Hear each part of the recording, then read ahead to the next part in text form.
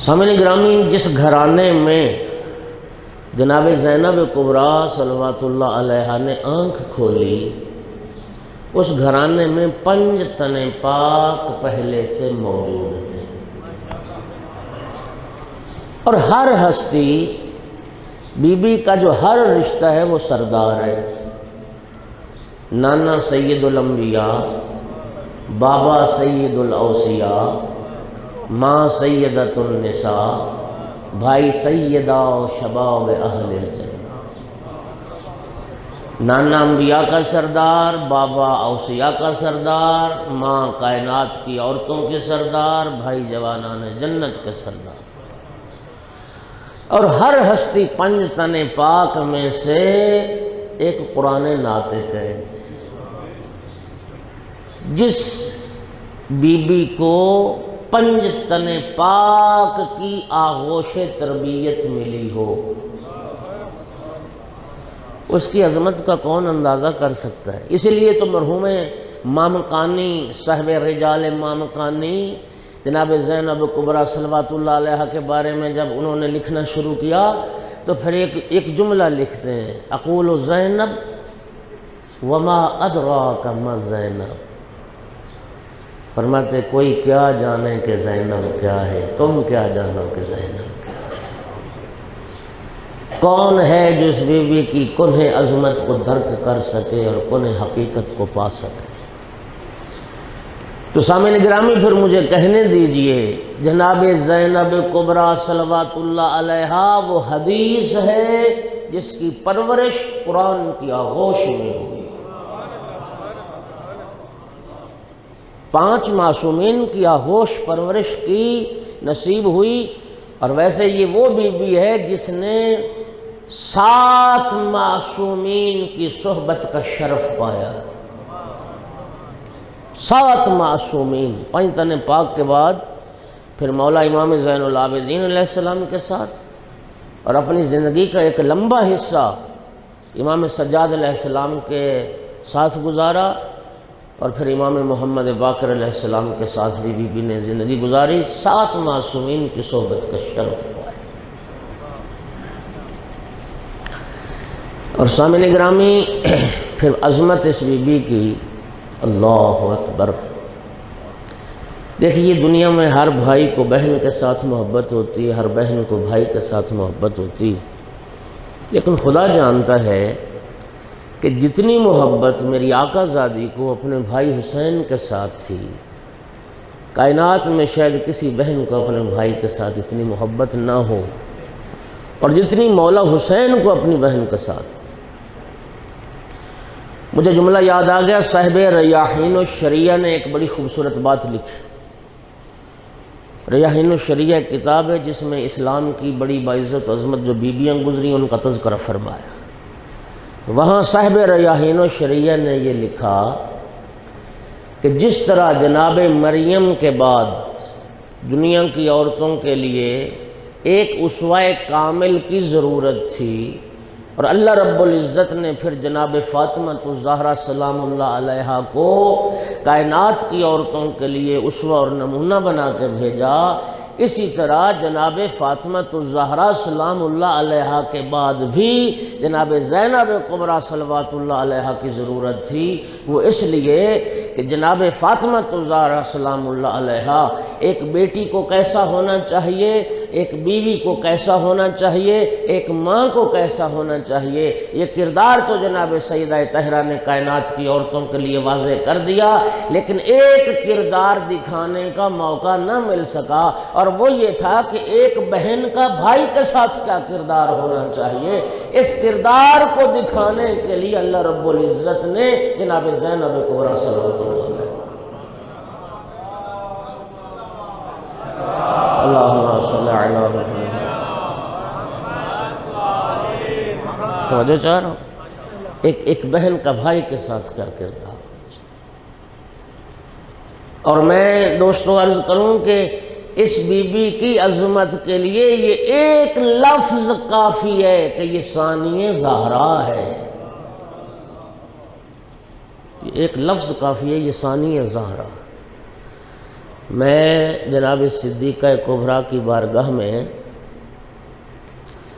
بنت پیمبر سے معافی مانگ کے یہ جملہ عرض کروں گا۔ بنت پیمبر، آپ کا ثانی تو دنیا میں آ گیا، لیکن کوئی ثانی زینب نہ آ سکے۔ ثانی زہرا تو دنیا میں آ گئی، لیکن کوئی ثانی زینب نہ آ سکے۔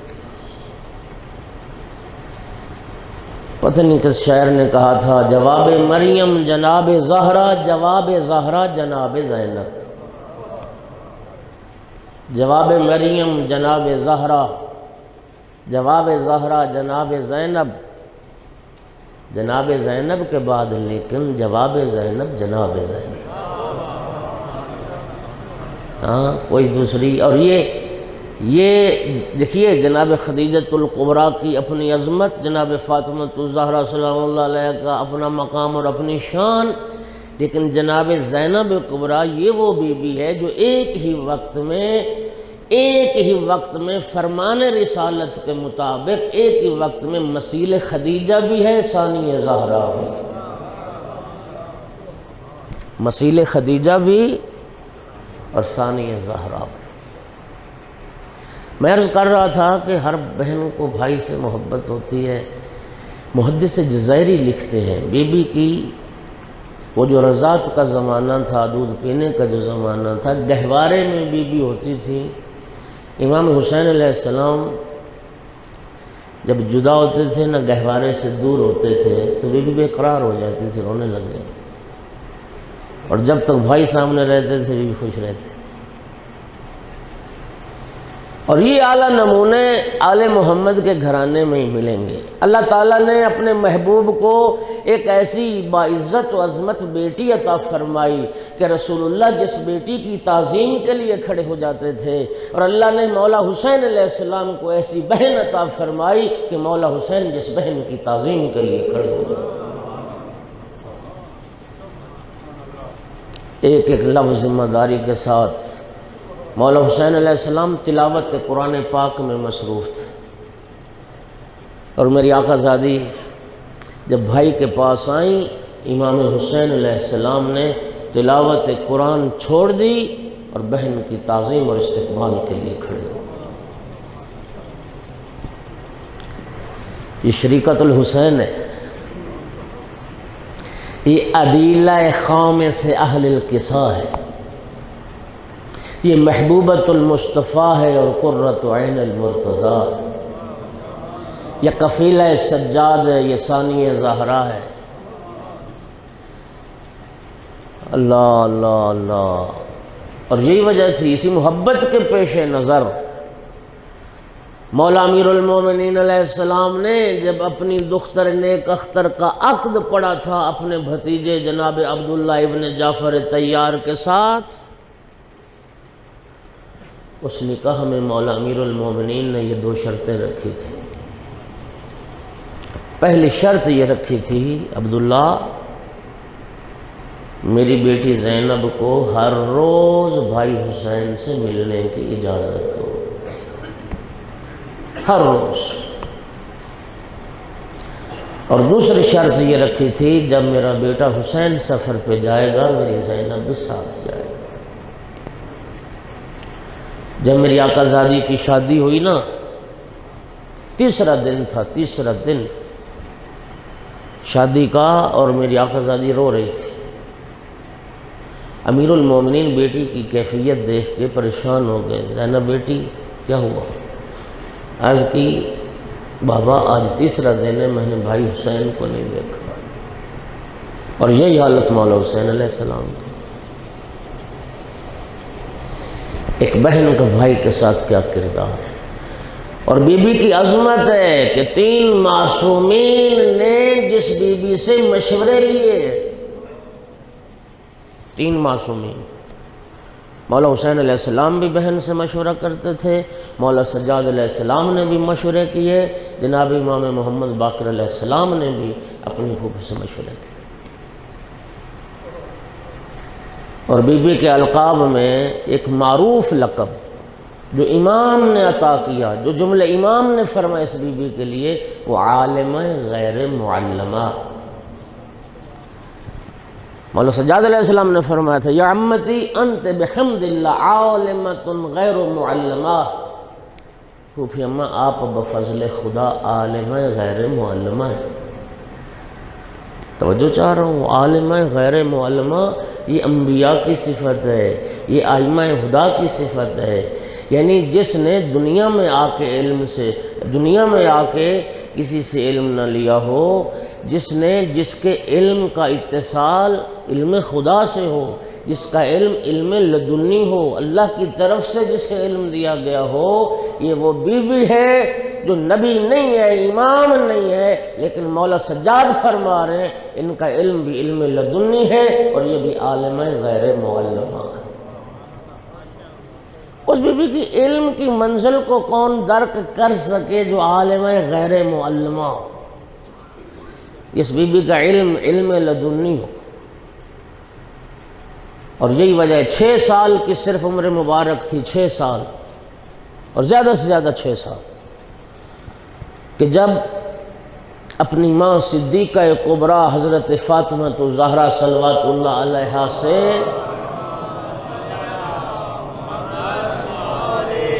خطبہ فدق کو سنا، خطبہ فدق، وہ مفصل اور وہ طولانی ترین خطبہ، جس خطبے کو سمجھنے کے لیے، حل کرنے کے لیے علماء کے بورڈ بیٹھتے ہیں، جس خطبے کی شروع لکھی گئیں، جس خطبے کی تفسیریں لکھی گئیں، صرف 6 سال کی عمر مبارک میں اس خطبہ کو سنا اور پھر اس خطبہ کو ابن عباس کے لیے نقل کیا، اور وہاں سے پھر آج تک یہ کتابوں میں محفوظ اور ہم تک پہنچا۔ اور جناب عبداللہ ابن عباس نے جب آقا زادی سے خطبہ لیا تو یہ لفظ لکھے ان عقیلتنا، میں اپنے خاندان کی عقیلہ سے یہ خطبہ نقل کر۔ اس لیے بی بی کا لقب ہے عقیلۃ القریش، عقیلہ بنی ہاشم۔ اور دوستو لفظ عقیلہ یہ جو فعیل کا وزن ہے، یہاں 2 معنی ہیں، یہ لفظ مشترک ہے۔ لفظ عقیلہ یہ مبالغہ کا صیغہ بھی ہے، صفت مشبہ کا صیغہ، یعنی سب سے بڑی صاحب عقل مستور، اس معنی میں بھی آتا ہے اگر اس کو مبالغہ کا صیغہ قرار دیا جائے، اور دوسرا خود صفت مشبہ کا صیغہ۔ اور دوستو فرق ہوتا ہے، عاقلہ اور ہوتی ہے، عقیلہ اور ہوتی ہے۔ جس طرح میری آقا زادی کے پدر بزرگوار امیر المومنین علیہ السلام کا ایک لقب ہے نصیر، وَاجْعَلْنِي مِن لَّدُنْكَ سُلْطَانًا نَصِيرًا، مولا امیر المومنین کا لقب ناصر نہیں نصیر، اور آقا امیر المومنین کا اسم مبارک علی نہیں علی۔ ایک اسم فاعل ہوتا ہے جو حدوث پر دلالت کرتا ہے، حدوث پر، لیکن صفت مشبہ جو ہوتی ہے وہ ثبوت پر دلالت کرتی ہے۔ میرا بھائی ناصر وہ ہوتا ہے جو کبھی مدد کرے اور کبھی مدد نہ کرے، لیکن نصیر وہ ہوتا ہے جو ہر حال میں مددگار ہو۔ علی وہ ہوتا ہے جو کبھی بلند ہو اور کبھی بلند نہ ہو، علی وہ ہوتا ہے جو ہر حال میں بلند ہو۔ عاقلہ وہ ہوتی ہے کبھی عقل ہو اور کبھی عقل ساتھ چھوڑ جائے، لیکن عقیلہ وہ ہوتی ہے کہ کربلا میں مصائب کی معراج پر بھی جس بی بی کا عقل جس کا ساتھ نہ چھوڑے اسے عقیلہ ہے۔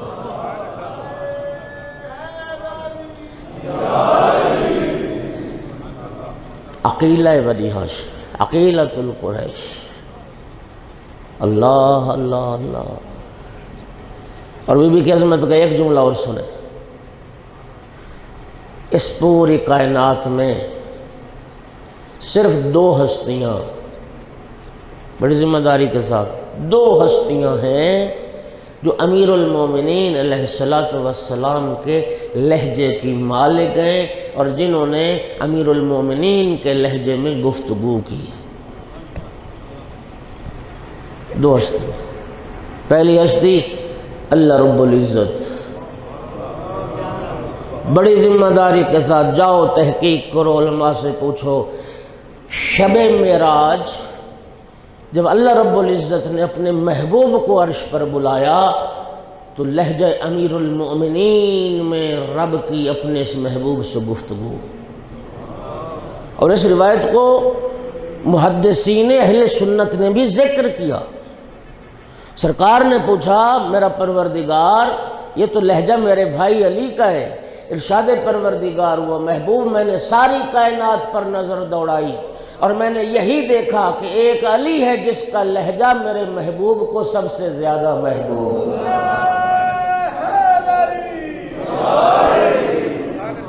لہذا میں نے چاہا کہ میں اسی لہجے میں اپنے محبوب سے بات کروں جو لہجہ میرے محبوب کو پسند، اور وہ امیر المومنین علی ابن ابی طالب کا لہجہ تھا۔ شب معراج خالق نے لہجہ علی میں بات کی، یا پھر میری آقا زادی زینب نے اپنے بابا علی کے لہجے میں خطبے پڑھے۔ امیر المومنین کے صحابی عبداللہ ابن عفیف کندی کی روایت آپ نے 1000 مرتبہ سنی، نابینا ضرور ہو گیا تھا لیکن وہ کہتا تھا میں بھول نہیں سکتا، میں نے علی مولا کے بڑے خطبے سنے، آج پھر سن رہا ہوں، علی زندہ ہو کے آ گئے۔ لہجہ امیر المومنین، ہاں یہ بیٹی ہے جو باپ کے لہجے میں کلام کرتی، اور چونکہ عالمہ غیر معلمہ تھیں تو بی بی کی سیرت میں یہ ہے، مدینے میں بی بی کا درس ہوتا تھا، مستورات مدینہ کے لیے، دن میں 10 بجے کے قریب شروع ہوتا ہوگا، نماز ظہر تک وہ سلسلہ رہتا تھا، جس میں معارف قرآن بھی پاک بیان کرتی تھیں، عورتوں کے جو مخصوص مسائل تھے سیدہ وہ بیان کرتی تھیں، تربیت ہوتی تھی۔ یہ سلسلہ درس رہا کب تک؟ جب آقا امیر المومنین علیہ السلام کو خلافت ملی ہے ظاہری طور پر، اور کوفہ کو دارالخلافہ قرار دیا، تو امیر المومنین علیہ السلام نے پھر اپنی ساری اولاد کو کوفہ بلا لیا تھا۔ جناب عبداللہ ابن جعفر طیار بھی کوفہ چلے گئے تھے، بیٹے بھی بیٹیاں بھی۔ پھر کوفہ میں جناب ثانی زہرا صلوات اللہ علیہا نے اس درس و تدریس کا سلسلہ شروع کیا، اور یہ روایت آپ نے ہزاروں بار سنی، کوفہ کی عورتیں آتی تھیں اور سارا، اور وہاں پہ اضافہ روایات میں یہ ملتا ہے کہ درس تفسیر قرآن بیان کرتی تھی۔ اللہ اکبر! عالمہ غیر معلمہ تفسیر قرآن بیان نہ کرے تو کون؟ وہ بی بی تفسیر قرآن بیان نہ کرے جس نے اپنے نانا کے لعاب رسالت کو چوسا ہے۔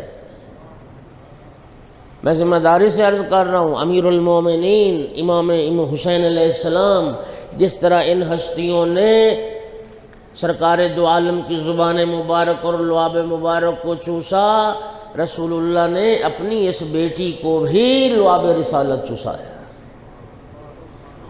وہ بھی درس قرآن دیتے تھے، تفسیر قرآن پڑھاتے تھے۔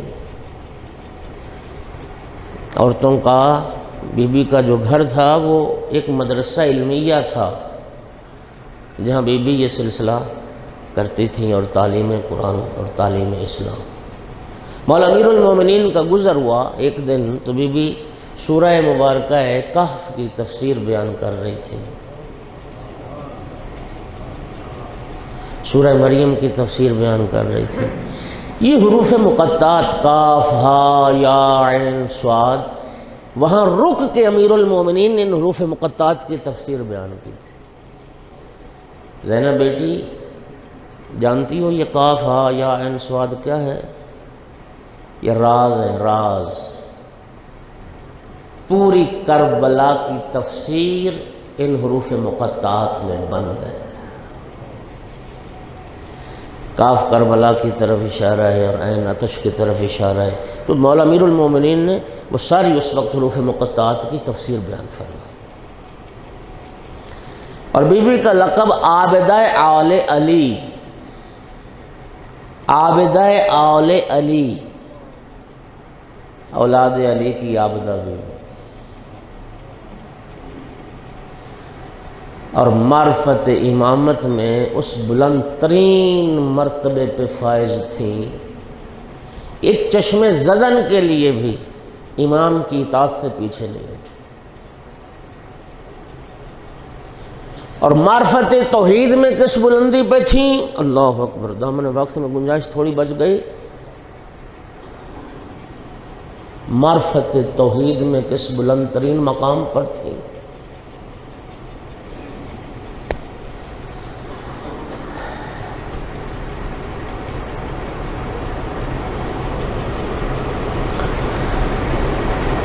امام زین العابدین علیہ السلام فرماتے ہیں کہ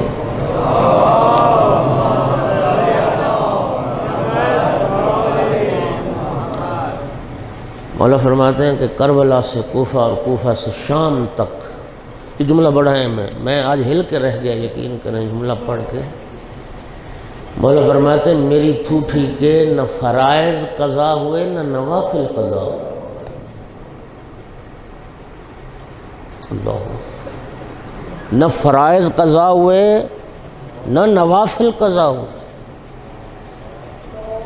اور یہ عظمت ہے جناب زینب کبریٰ کی کہ مولا حسین جیسا امام اپنی جس بہن سے التماس کر کے مقتل کی طرف روانہ ہو، زینب بہن مجھے تہجد کی نماز میں بھلا نہ دے، لا تنسینی فی نافلۃ اللیل، بہن مجھے نماز شب میں یاد رکھنا، مجھے تہجد کی نماز میں بھلا دے۔ اور یہ معرفت بی بی کی معرفت توحید کس بلند مقام پر؟ ابن زیاد ملعون کے دربار میں، ابن مرجانہ کے دربار میں جب آقا زادی پہنچی اور اس ملعون نے ایک جملہ کہا، دیکھا تم نے خدا نے تمہارے ساتھ کیا کیا، خدا نے تمہیں رسوا کیا، اور خدا نے تمہارے ساتھ کیا کیا؟ میری آقا زادی نے کیا جملے فرمائے، میں حمد کرتی ہوں اس اللہ کی جس نے ہمارے گھرانے میں نبوت کو رکھا، میں حمد کرتی ہوں اس اللہ کی جس نے ہمارے گھرانے میں نبوت کو رکھا اور ہمیں اپنے محبوب نبی کا اہل بیت میں سے قرار دیا، اور جس نبی کی خود اللہ نے عزت بیان فرمائی، اور اگلا جملہ بی بی نے فرمایا کہ اللہ نے ہمیں عزت عطا کی، وَمَا رَأَيْتُ إِلَّا جَمِيلًا، خدا نے ہمارے ساتھ جو کیا، میں جو کچھ خدا نے کیا میں تو سوائے حسن و جمال کے کچھ نہیں دیکھتی، میں تو سوائے خیر اور خوبی کے کچھ نہیں دیکھتی، رسوا ہم نہیں ہوئے، رسوا ہمارا دشمن ہوا جو ہمارا غیر ہے، اللہ نے ہمیں عزت عطا فرمائی، یہ معرفت کا جو، اور خدا کی قسم معرفت کی معراج نظر آتی ہے کربلا میں، جبل صبر، جبل صبر، یہ بی بی کا ایک لقب ہے، صبر کا پہاڑ، عظمت دیکھیے بی بی، خدا جانتا ہے کائنات قربان کر دوں، 11 محرم کو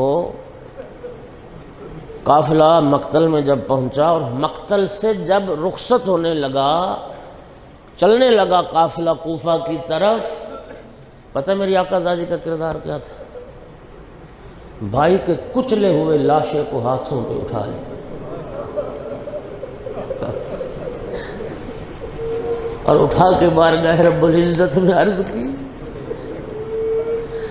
اللہم تقبل منا ھذا قلیل القربان، میرا اللہ یہ ہماری تھوڑی سی قربانی قبول فرما۔